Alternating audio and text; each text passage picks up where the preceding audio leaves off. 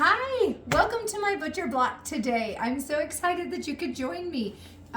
We're going to talk about a prime rib today. It is probably one of the easiest piece of meats that you're ever going to cook, but it can be the most intimidating. So I'm going to hear, hopefully I can share some knowledge and some recipes for you that it won't be quite as intimidating as it has been in the past. So this is a prime rib. This is a bone-in prime rib.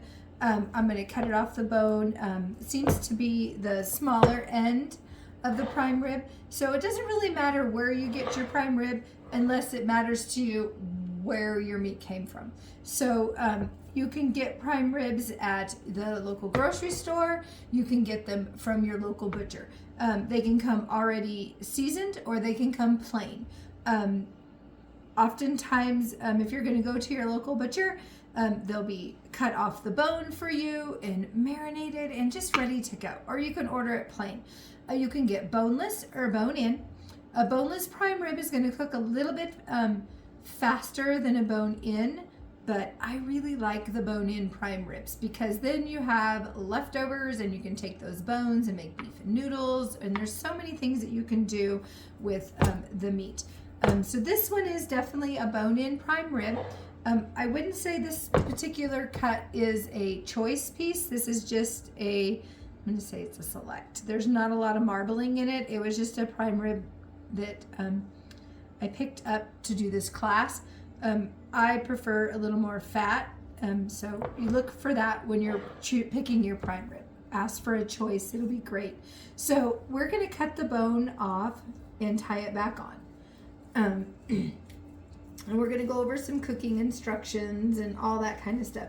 So if you have a nice sharp knife, you can just lay it across that bone and just peel it back like so.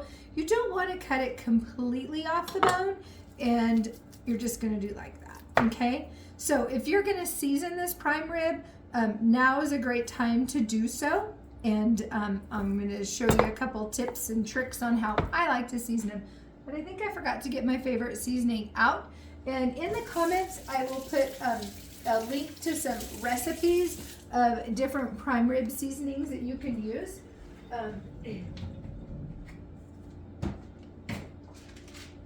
I prefer to, I love Suzy Q seasoning. It's this one's particular MSG. It's garlic, salt, parsley. It's just really a nice base, and it gives it a great flavor all the way around. A lot of people like to use herb of Providence, if I said that right. It isn't a spice blend that I like to use, but other people do.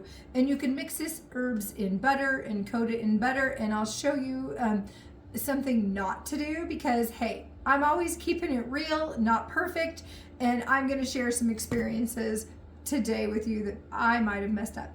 You can, first off, I would say is you can let your prime rib come to room temperature. So you're going to get it out 2 to 4 hours before you plan on cooking it. And that is totally okay because it's going to get cooked. So it's not like you're leaving it out and then you're going to get it cool again. So you just get it out, bring it to room temperature, and then you can cook it from there. There are several different recipes. Like we've always said, there's more than one way to skin a cat, but there's definitely more than one way to cook a prime rib and how to season it. And it's all about your comfort level and where you're at with that. So what I did is you just watched me cut it off the bone. That's great. I use a knife that doesn't have a serrated edge when cutting raw meat. It just works better. So that's just a little tip. But I am going to take my favorite little serrated knife here, and I'm just going to poke a few holes in here and just cut some holes. And I have some cloves of garlic, and I'm just going to stick them in those holes. So what this is going to do is just going to season it. It just gives it a great flavor. Can't have too much garlic in a prime rib, I feel.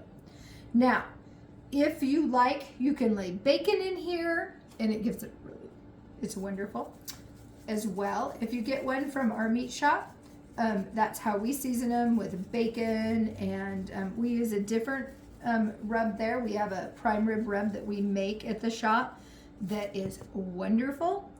I just prefer this one. So, and you're just going to coat it like that. And then we're going to put that back together. And then we're going to tie it back on.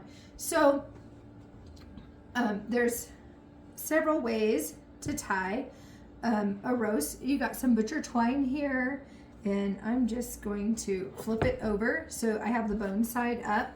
And this roast weighed, oh gosh, I should have looked at that before I said something, huh? Because that's really important. Hold on a second. I knew that, and then I forgot. So this particular roast weighed, oh yeah, it's 7 pounds. I apologize. I should have had my act together just a little bit better. But you know, like I said, I'm just going to keep it real. So this roast weighed 7 pounds. And so there's basically it's a 2-bone roast. I wouldn't ever recommend cooking one smaller than that, than 2 bones. You know, you can get a 4-pound roast or whatever, but a prime rib, but realistically the bones make it nice. So, and we're just going to tie this up, and there's several ways to tie a roast. I'm not a professional roast tyer. You can ask my husband, but I can get one tied. So you just take your twine and have your roast fashioned to you, and this isn't a roast tying lesson by any means, but we're just going to tie it up in between these 2 bones. They say that you can put a string every 1.5 inches. I'm not going to get out my tape measure and do that. So I just take this and put the open-ended string, the cut end on top, and bring it around my 2 fingers and pull it back through. And then you're going to fashion it up, and then you're going to pull it down with a little bit of a snap. And you can also just take it and tie a darn bow in it. It doesn't matter. Really, it's not doing a whole lot. It's just holding that bone on there for you. So I'm just going to put a couple of strings on here like so, and that's going to hold this roast together for us, okay? So I'm just going to go ahead and we're going to take this little knife and we're going to just poke some more stuff in it. And like I said, if you get one that's already seasoned, you probably won't have to do this at all. But being that I have a plain one, I am just going to do so. I've let my roast come to temperature already. I have my oven preheated to 500 degrees, and you want to do that for about 20 minutes before you want to cook your roast, okay? And I've already cooked one roast, and I'm going to show you how not to do things, okay? You know, because that's what this is about. It's about gaining confidence, because you don't want to get to be your holiday and you've got dinner and then you're like, oh no, I messed up. So we don't want you to mess up. You let me mess up and I can show you what to fix. How's that? That sounds pretty good to me. Anyway, so this roast is basically ready. We've got it tied together, and now I'm just going to take and I'm going to liberally season this. You can use rock salt or I shouldn't grab that with my hands. Let me do this. This is like a sea salt, like a coarse ground sea salt. That would be great to use. Some people will coat this in rock salt the night before, put it in the fridge, bring it out to room temperature. I just have never really done that. It's not my forte.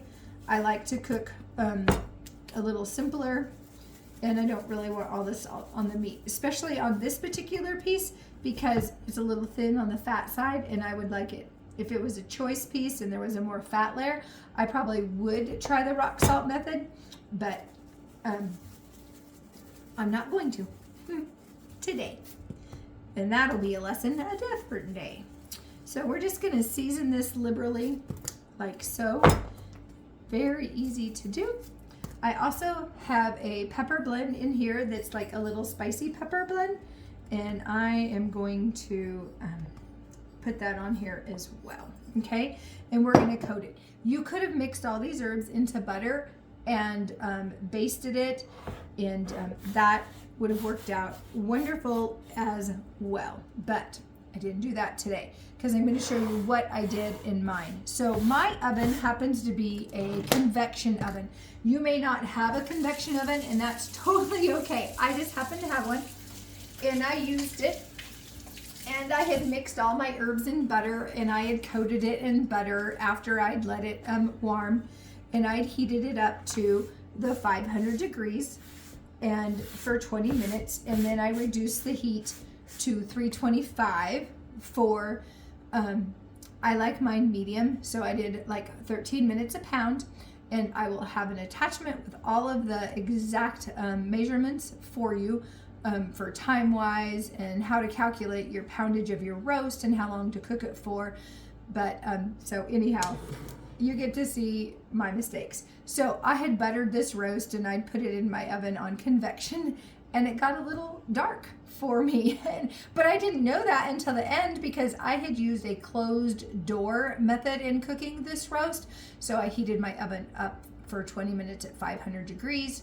I put my roast in. I cooked it at 5 minutes a pound for the 5 minutes a pound, and it was an 8-pound roast. So for 40 minutes. And never opened the door again. And so I didn't realize that the butter had kind of blackened it.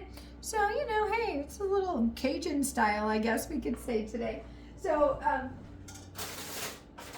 I've let this set, and I cooked it in a cast iron roaster. You can put it in a tin pan. It does not matter. But what is important is if you have it to where it can be on grates, or if you have if you're using the aluminum pans that are roasters and they give it to where you can have the meat not all sitting on the bottom of the pan, that is amazing. Now, if you don't have a roaster like so, this is my roast, okay? And I'm just gonna be straight up. That it got a little darker than I liked it. It's been setting for a few minutes.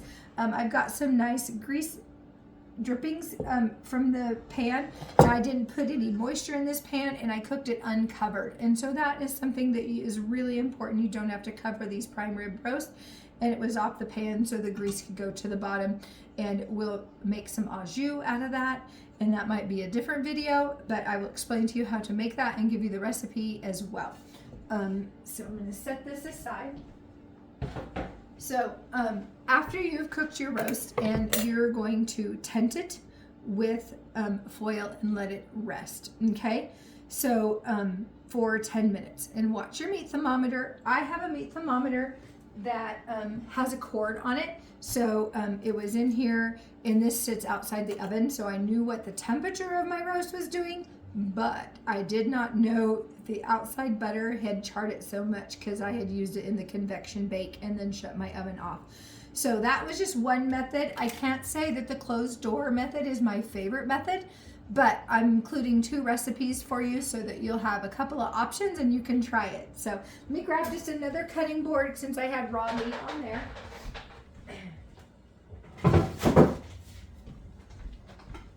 All right. Slide this over. Food safety is always important. So my roast is definitely a little dunner than I would like it to be, but hey, that's how the world goes, okay? So we'll see what this looks like inside. So it's definitely medium. I cooked it to 145 degrees internal temperature, and we let it set. So it is now a well done roast. So yours would not be well done, but this one just happens to be that way. And so that's what we've got. So if you follow the directions and you cook them for less, it won't be as done. And so I have lots of different pictures and videos and directions on how to have one come out a little less done. But today, ours is definitely a well done roast, and it's okay because there are people that like it well done. And I hope that with these directions, you can ask me some questions and I'll be able to answer those for you. So thank you.